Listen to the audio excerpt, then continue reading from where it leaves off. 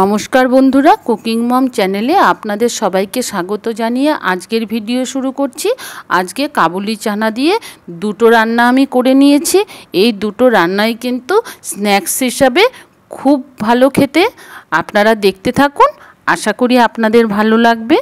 যদি আমার এই রেসিপি দুটো আপনাদের ভালো লাগে তাহলে প্লিজ একটা লাইক করে দেবেন আর আমার চ্যানেলের বন্ধু হয়ে আমার পাশে থাকার অনুরোধ জানিয়ে আমি ভিডিওটা শুরু করছি। এখানে কাবুলি চানা নিয়ে নিয়েছি। এই কাবুলি চানাটা কিন্তু আমি সারা রাতের জন্য ভিজিয়ে রেখে দিয়েছিলাম। আপনাদের কাছে যদি অতটা হাতে টাইম না থাকে কিংবা ভুলে যান তাহলে 8 থেকে 10 ঘন্টা কিন্তু ভিজিয়ে নিতে হবে। তারপরে এখন কুকারে ট্রান্সফার করে দিলাম। সাথে আমি জল দিয়ে দিলাম। জল এমনভাবে দিলাম যাতে কাবুলি চানাটা পুরোটা জলে ডুবে যায়।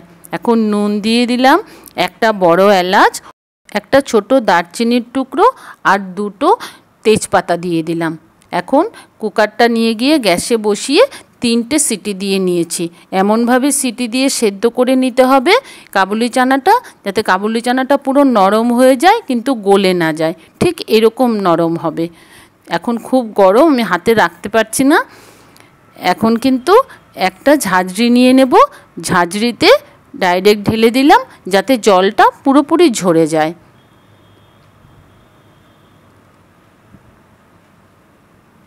এখন সাইডে রেখে দিয়ে একটা বাটি নিয়ে নিয়েছি। বাটিতে দিয়ে দিলাম 1 টেবিল চামচ মতো সর্ষের তেল। সর্ষের তেলে এখন কিছু মশলা দিয়ে নেব। হলুদ দিলাম, লঙ্কা গুঁড়ো, গোলমরিচ গুঁড়ো, নুন, এখানে সাদা নুন দিলাম আর এখানে বিট নুন দিলাম, গরম মশলার গুঁড়ো আর চাট মশলা। এখন তেলের মধ্যে এই মশলাগুলোকে ভালো করে মিশিয়ে নিচ্ছি। যখন ভালো করে মেশানো হয়ে গেছে তখন যে সেদ্ধ করে রেখেছিলাম কাবুলি চানাটা সেটা এখানে ঢেলে দিলাম। আর আমি যে তেজপাতা, বড় এলাচ, দারচিনি এগুলো দিয়ে যে সেদ্ধ করেছিলাম ওগুলো কিন্তু ফেলে দিলাম। এখন ভালো করে মশলার সাথে চানাটাকে মিশিয়ে নিতে হবে। ঠিক এরকমভাবে আমি মিশিয়ে নিয়েছি। আমি একটু আদা রসুনটা থেতো করে রেখেছিলাম, দিতে ভুলে গিয়েছিলাম। এটা তেলের মধ্যেই দিতে হতো, তাই এখন দিয়ে নিলাম। আবার আমি ভালো করে মিশিয়ে নিচ্ছি আদা রসুন বাটাটা। এখন এখানে দিয়ে দিচ্ছি 2 চামচ চালের গুঁড়ো আর দিয়ে দিলাম 2 চামচ কর্নফ্লোর। ভালো করে এখন মিশিয়ে নিতে হবে যাতে এই চানাগুলোর গায়ের মধ্যে এই কর্নফ্লোর আর চালের গুঁড়োর একটা কোট চলে আসে। তাহলে আমি কাবুলি চানাগুলো যখন ভাজবো তখন এটা খুব ক্রিস্পি হবে। এখন গ্যাসে কড়াই বসিয়ে তাতে রিফাইন্ড অয়েল দিয়ে নিয়েছি। রিফাইন্ড অয়েলটা যখন ভালো করে গরম হয়ে গেছে তখন এই চানাগুলো অল্প অল্প করে আমি তেলের মধ্যে ছেড়ে দিলাম। গ্যাসটা কিন্তু হাই ফ্লেমে রেখেছি আর ভালো করে উল্টে পাল্টে এখন ভেজে নিতে হবে। দিয়েই সাথে সাথে খুন্তিটাকে দেব না, একটু পরে দেব যাতে কোটটা চানার গায়ে খুব ভালো করে এসে যায়। এখন এরকম ক্রিস্পি করে কিন্তু ভেজে নিতে হবে। এখন আমি সেকেন্ড ব্যাচটাও বসিয়ে দিয়েছি। তাতে 2টো কাঁচা লঙ্কা দিয়ে দিলাম আর কিছু গোটা রসুন দিয়ে দিলাম। ভালো করে তেলের সাথে আর চানার সাথে এগুলোকেও ভেজে নেব, তাহলে একটা রসুনের গন্ধ চলে আসবে। এটাও কিন্তু খেতে খুব ভালো হবে। উল্টে পাল্টে ভালো করে ক্রিস্পি করে ভেজে নিলেই তৈরি হয়ে গেল আমার ফার্স্ট রেসিপি। এখন আমি সেকেন্ড রেসিপি তৈরি করে দেখিয়ে দিচ্ছি। আর একটা ফ্রাইং প্যান বসিয়ে দিয়েছি।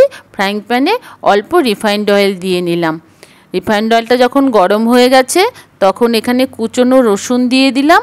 আগে রসুনটাকে একটু তেলে ভেজে নেব। তারপরে একটু পেঁয়াজ দিয়ে দিলাম।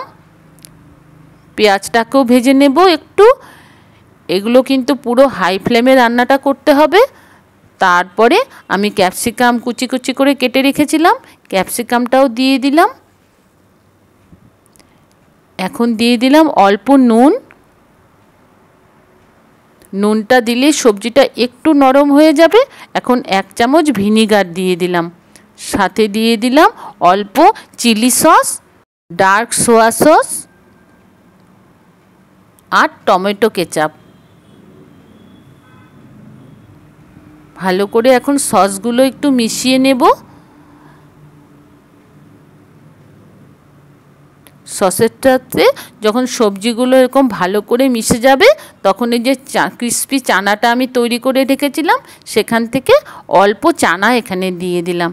এখন ভালো করে নাড়িয়ে চাড়িয়ে নিলেই তৈরি হয়ে যাবে চিলি চানা। আপনারা খেয়ে দেখবেন, এরকমভাবে চানাটা বানিয়ে ভীষণ ভালো হয় খেতে। বিকেলে জলখাবারের জন্য কিন্তু একদম আদর্শ খাওয়া। এখন দুটোই আমি বেড়ে নিচ্ছি। আগে আমি চিলি চানাটা সার্ভ করে আপনাদের দেখিয়ে দিলাম। এখন আমি এই ক্রিস্পি চানাটা এখানে দিয়ে দিলাম, আর চানাটার মধ্যে আমি একটু চাট মশলা ওপর থেকে দিয়ে দিয়েছি, আর একটু লেবু কেটে সার্ভ করে দিলাম। একটু লেবু চিপে খেতে এটা ভীষণ ভালো লাগবে। Thank you.